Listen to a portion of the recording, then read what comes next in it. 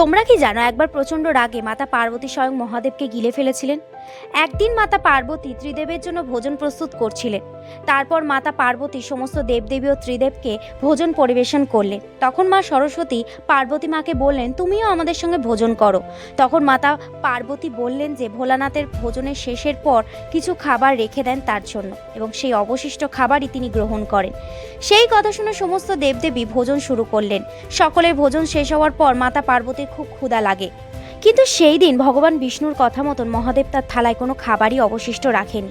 ক্ষুধায় কাতর পার্বতী মহাদেবের কাছে কারণ জানতে গেলেন, কিন্তু তখন মহাদেব যোগনিদ্রায় নিমগ্ন ছিলেন।